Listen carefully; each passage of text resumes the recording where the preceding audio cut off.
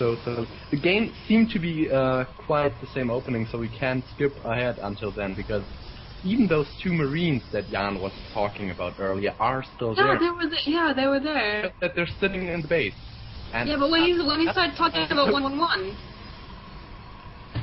That's how I noticed. Well, yeah. No, it's actually the identical build order. I just happened to be talking about 111. Oh, okay. Oh wow, that's so fucking pathetic.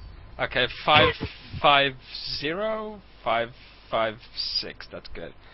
Back to faster and 5, 4, 3, 2, 1, go. There we go. Huzzah! We're in the same game. Oh God. Now everyone is watching the same game. And what's Terita doing? Terita is doing a 2-gate robo expand kind of thing. And Nero is going out. Yeah, it sure is. Terita had pretty much no idea what Nero is doing. All he saw was one barracks with the reactor being added on. But like at this point in the game, you can't really rely on knowing what your opponent is doing, because you just, if your opponent wants to deny you that luxury, he will be able to. So you need to play safe. An observer? Sorry? There's an observer going out. From tail. Yep, that observer is just horribly late. 4 Marauders and 2 Marines against 2 Stalkers, 2 Zealots, and a Sentry. And that's by pylon? Right, one thing, just if your opponent is outside your base, just please leave that Nexus there until you absolutely have to cancel it.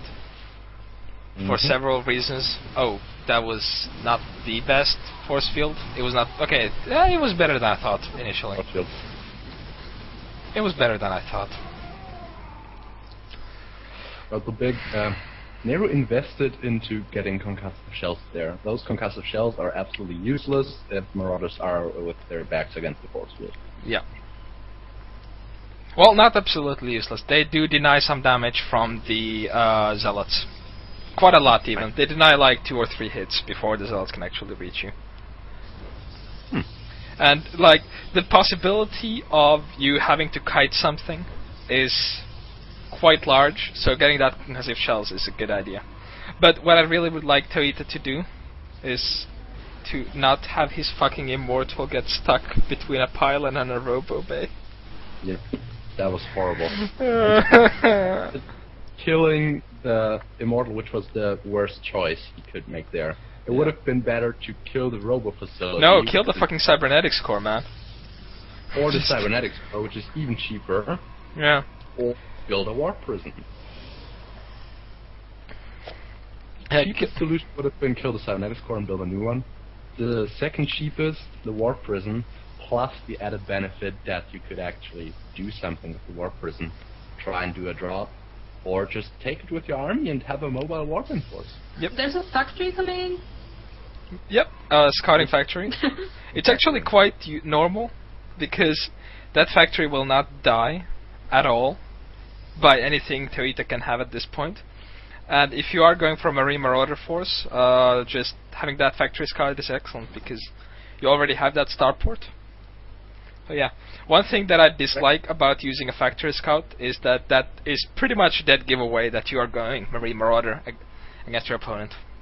If you're scouting with the factory, obviously you're not building anything out of the factory, so it can only be barracks and or starport units. Yep. Coming. And right there, kind of sacrificing that factory was not really worth it. He should have just run it away, because if you see at 10 minutes into the game a robo bay and a robotics facility, that's all you need to know. You well know that your opponent has the Nexus. It's gonna die! It will. Fine. So much for not dying. Indeed. You're a lawyer. Yeah, well, it's almost indestructible. Anyway, one thing I would like to point out is that, yes, using a factory scout will give away your give away what you are doing, but so does that observer that is in your base, most likely at this point in the game. Which is one of the reasons why I absolutely love building a Raven early on, simply because... I have a question for you. Yes. You did see that one Colossus and immediately replied by building a couple of Vikings, which is an awesome idea, since Vikings are very, very good at killing Colossi. How many Vikings per Colossi should a Terran Ball have? A Terran Ball later, that's a very, very tricky question. First of all, at this point in the game, I would not get any Vikings at all. 4 Medivacs at this point will do a lot of a better job than these 4 Vikings, simply because these Vikings will do damage to the Colossus, yes, but they will take so long to kill the Colossus, actually 2 Colossi now, that it's just not worth it. Having added survivability by adding a couple Medivacs would just do the job a lot better. But generally, I usually go for 6 or 7 Vikings. 6 or 7 is a good idea. Dependent on the amount of Colossi? Sorry? This is kind of... wow. Is that Viking count independent of the Colossi count? Sorry, let's look at the fight first. Okay, actually those... Well, it's over. Well, I think you guys are a bit ahead of me again. I'm at 13-10. Yeah, we're 20 seconds. Yeah. I don't know why we keep getting decent. Anyway, yeah, that was exploit taking out computer power, so the replay slowed down here and there. Yep. Generally, I only start getting Vikings if I see my opponent having 2 Colossi, because then it's more likely that he's going to get the 3rd one, and at that point, having Vikings is a good idea. But yeah. Personally, first Medivacs, then Vikings, and 7 Vikings is a good number because you don't want to make it dependent on the number of Colossi your opponent has, simply because if your opponent has a shit ton of Colossi, well, if you respond with a shit ton of Vikings, what's gonna happen is that all those Colossi will do 1 hit on your ground force, and then your ground force will be dead, and your Vikings are absolutely useless. Guys, Yes? there's a Ghost Academy. Yep. I know. Against Terran? And there's a drop coming in. Yep, there is. At which time are we now? 14:35. I'll pause. Say when you're at 52. Yep. I'll say when I'm 2 seconds to there. Just 50, 51, go. Do a countdown. I didn't hear you, Jan, because Ben was talking, but I suppose you said now. Right, I am at 15:00. Tell me when you're there and we'll start. Yeah, I'm there. Ben? Let's go. Okay, ready? 5, 4, 3, 2, 1, go. Anyway, so yeah, to answer the question properly, let's just ignore that drop for now, because 8 Marines take forever to unload and they will not be doing a lot of damage most likely. Anyway, so the Viking count is usually 6 or 7, simply because that's the amount you need to do the necessary damage to the Colossi. Any more and your ground army will be too weak, any less and the Colossi will just do a ton of damage. Anyway, and yeah, actually, looking at the drop again, he actually managed to get away. Now, if you would... Did he? Oh, no, he didn't. That drop did not cause a lot of damage. Generally, the feared Octo drop, which is 8 Marines in a Medivac, is very, very deadly. It has the highest damage output of pretty much all the drops, I think. But yeah, if you drop back there and then I need to walk to the mineral line, there's plenty of time to react for the proton. Well, one thing is that, like, generally, if I do a drop with Marines, I never get more than 4 or 5 Marines in that Medivac.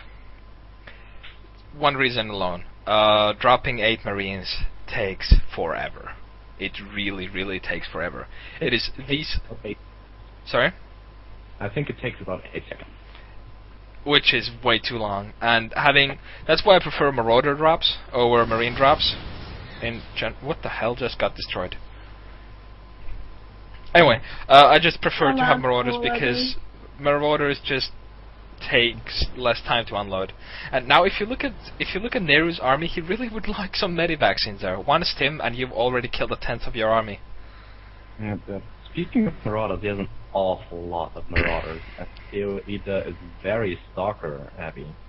Yeah. So that next fight is not gonna go well for Theoeta. I dare to disagree, actually. We're gonna have to see. Let's see about the... depending on the sentry number, he has 2 sentries. Okay, it could go horribly for him. Anyway, Marauders are excellent against Protoss. Generally, a lot of people, yeah, Marines are OP and so forth. But wow, that is just brutal.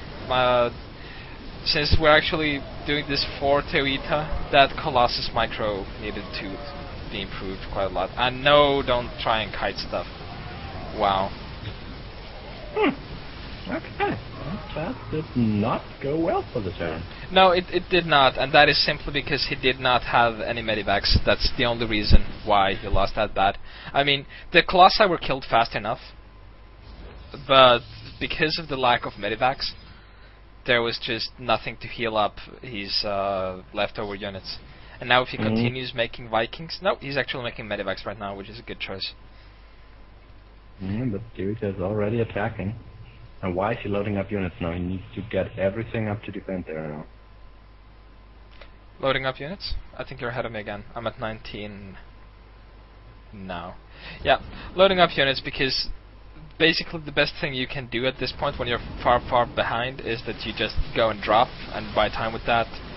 But because the attack was already coming, it was kind of, well, annoying. And Nehru doing the very annoying misclick of accidentally loading up his units into medivac, which is just so annoying when it happens to you. Has happened to me a lot. Silly how that Terran army is not dying due to a couple medivacs right now. Yeah. Medivacs are awesome. Right now, looking at the ground armies, was way more in favor of the TOS army than the last fight. Yeah, and keep in mind that the TOS is actually ahead in upgrades, so... I didn't even look at that yet, but yeah, that is 2-2 upgrades on the TOS ground forces, while Nehru only has 1-1. Yeah, Marauders are one hell of a strong unit. I mean, there is no denying that. And the thing is, Marauders are actually pretty much the only unit that doesn't have a clear counter from TOS. I mean, Marines just die instantly to Colossi. Medivacs and Vikings die almost instantly to Stalkers. But Marauders kill Stalkers with relative ease. They are able to kill some Colossi by themselves. And High Templars actually do relatively little damage to Marauders. Yes, they kill Marauders, but it takes ages for them to actually die. Oh, I'll go ahead and throw Immortals and Void Rays into the fray. Yeah, but like when you... Sorry, Immortals and Void Rays? Yeah. Yeah, I mean, Immortals and Void Rays are excellent, but Immortals only work in small numbers, and Stimmed Marauders actually just kill Immortals so fast. It's not even funny. They just die really fast. More number out. Sorry, say that again? To get a big number of Immortals out there, they take quite a while to do, and you usually don't really have a lot of that is one hell of a drop. And Sam Marauders. Yeah, that is a hell of a drop. Ooh. If you get the choice, guys, always kill that freaking Twilight Council. Oh, there we go. GG. Well, that was an interesting game, to say the least. We talked a lot about Nehru in that game, and also it was Teo's game. Yeah, but I mean... several times... Yeah.